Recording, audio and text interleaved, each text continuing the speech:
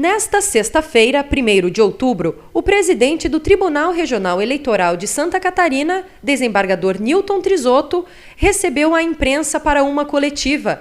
Confira a entrevista na íntegra. Com a decisão do STF de não exigir mais o título de eleitor para a votação, o exercício do voto neste final de semana, o que é que muda? Qual é a operação logística que o tribunal tem que fazer?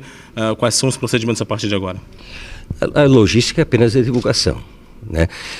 Na realidade, há muito tempo nós fazemos parte do Colégio de Presidentes, o desembargador Sérgio de Colégio de Corregedores, e nós sempre vimos dizendo ao presidente do TSE que a lei devia ser interpretada de uma forma mais razoável. Porque vocês são eleitores, vocês sabem que no dia da votação, lá na mesa do mesário, tem um documento, uma pasta que praticamente tem o título lá dentro. O título tem uma cópia do título. Então não é razoável a lei exigir a apresentação do título. Eu diria que hoje o título praticamente serve para o eleitor saber onde vai votar, qual é a seção dele. Porque todos os documentos nossos relacionado ao eleitor estarão ali com os mesários. Agora, importante é que isso fique bem claro. O eleitor tem que ser identificado. E como é que ele vai ser identificado? Através de um documento oficial em que tem uma foto, né? Mas já vai ser uma eleição razoavelmente mais lenta na hora da votação por causa do número de votos que tem que ser colocados na urna. E se espera, inclusive, filas. O TRE mesmo fala sobre isso.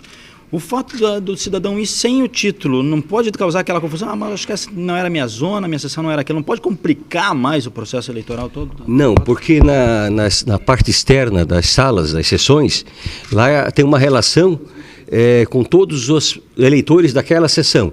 E se não me falha a memória, tem no outro local, tem das sessões de todo aquele, por exemplo, no caso do colégio, né, o Instituto de Educação. Então o eleitor, antes de chegar ao mesário, antes de formar fila, ele já vai ter conhecimento de qual será a sessão dele. Essa decisão tomada nos últimos dias, bem próximo da eleição, não havia uma outra oportunidade para que essa forma pudesse ser repensada? Talvez decidido isso um pouco antes, para que todo mundo pudesse se preparar um pouco melhor? Bom, o tribunal, o judiciário não pode atuar de ofício, né? Então ele só pode atuar a partir do momento que o partido político apresentou essa ação direta de inconstitucionalidade. Eu não acredito que vá atrapalhar, não. Eu acho que não. Eu acho que haverá tempo suficiente para nós fazermos a divulgação. O grande receio, isso sim, é de que pudesse haver tumulto, né? Vocês imaginam um cidadão que não tem acesso a essas informações todas. E nós temos casos desses.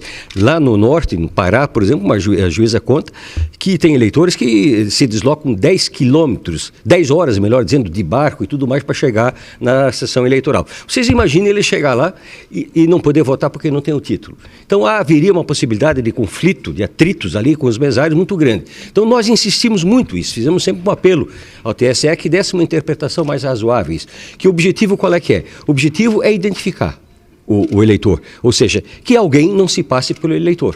Então, se houver formas seguras de nós sabermos que quem está votando é o eleitor, eu penso que aí a identificação está suficientemente definida. O presidente não foi pensado muito tarde pela questão também do gasto que teve com a segunda via também e o problema que teve também nos cartórios, de muito movimento. Poderia ter pensado isso antes? Sacrificou um pouco o eleitor, né? Eu diria o seguinte, essa pergunta vocês têm que fazer, em primeiro lugar, para o Congresso Nacional, os congressistas.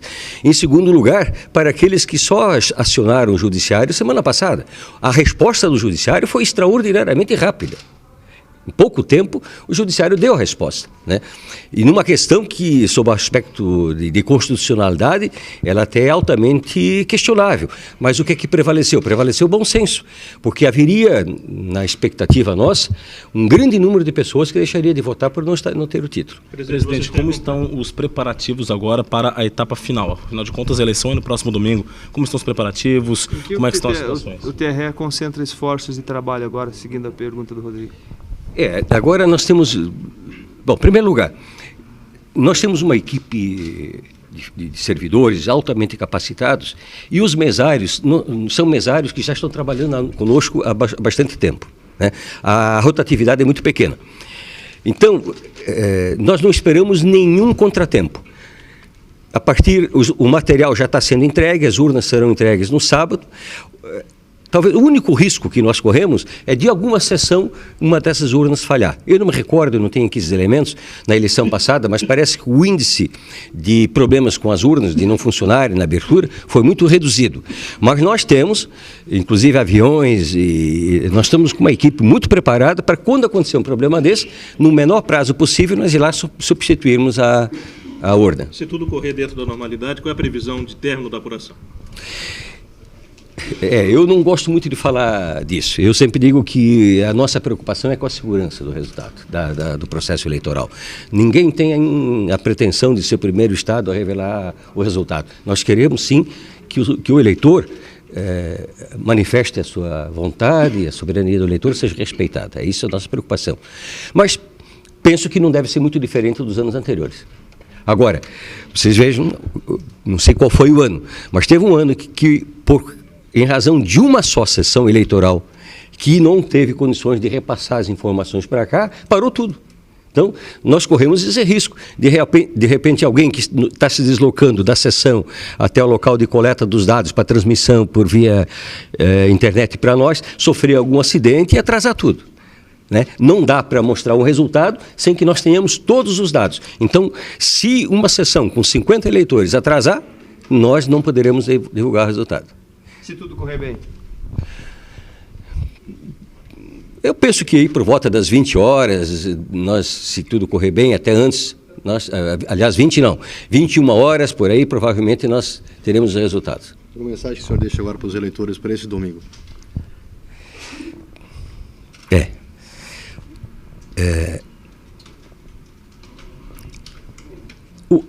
É um momento, né, do eleitor esquecer as amizades, esquecer aqueles a quem ele deve favor e procurar escolher aquele que ele acha que terá melhor condições de representar o país.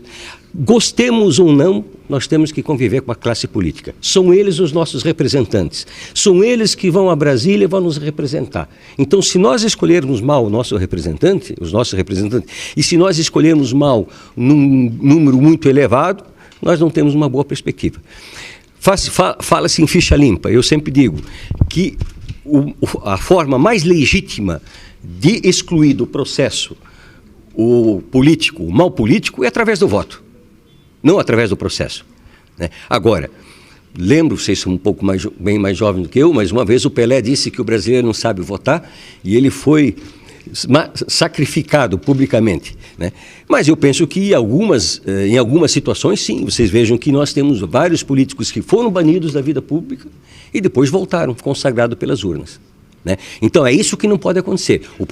O eleitor tem que ter a consciência da importância do voto. Obrigado pela sua atenção.